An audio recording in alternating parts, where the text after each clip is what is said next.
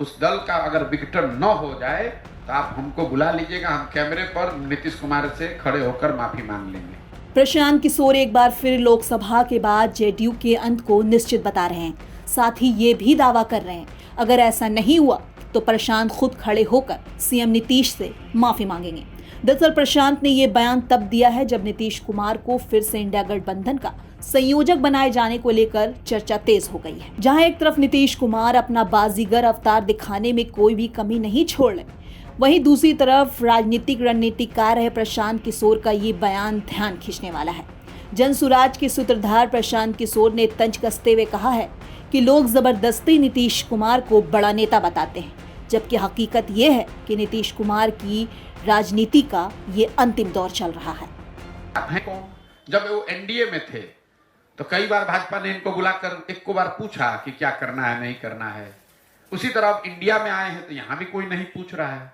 पटना में जो बैठक हुई तो यहाँ लोगों ने बड़ा हल्ला मचाया, अरे नीतीश कुमार प्रधानमंत्री के दावेदार हो गए, चेहरा हो गए। फिर वो नहीं हुआ तो कहा अच्छा इसके संयोजक हो जाएंगे, वो भी नहीं हुआ तो कहा अच्छा इसी का नामकरण नीतीश बाबू करेंगे। अरे इनको तो कोई पूछ भी नहीं रहा है अब, और क्यों पूछेगा। मान लीजिए इंडिया अलायंस है तो इंडिया अलायंस में सबसे बड़ा दल कांग्रेस है, दूसरा बड़ा दल टीएमसी है, तीसरा बड़ा दल डीएमके है। नीतीश कुमार उसमें क्या ऐसा कर देंगे कि सब लोग इनको मान लेगा। तेजस्वी यादव खड़ा होकर कह रहे हैं कि प्रधानमंत्री देश का कौन होगा, कोई पूछने वाला नहीं। भाई तुम्हारे सांसद है कितने?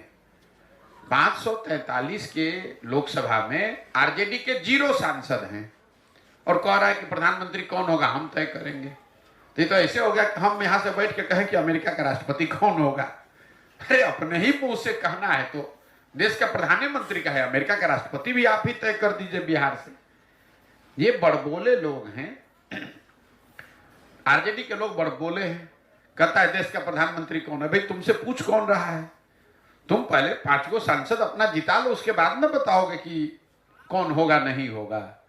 और नीतीश कुमार का तो लोकसभा अभी चुनाव होगा, मैं रोज कैमरे पर कह रहा हूं, इसके बाद जदयू का संपूर्ण विघटन शुरू हो जाएगा। उनकी राजनीति का ये अंतिम दौर है, कहानी खत्म। लोकसभा चुनाव तक जितना चलना है चला लीजिए। उनके दल में आप देखिएगा इतनी भगदड़ मचेगी लोकसभा के बाद। उस दल का अगर विघटन न हो जाए तो आप हमको बुला लीजिएगा, हम कैमरे पर नीतीश कुमार से खड़े होकर माफी मांग लेंगे। उनके दल का विघटन होना ही होना है लोकसभा चुनाव तक, जितना चलना है चल लेने दीजिए।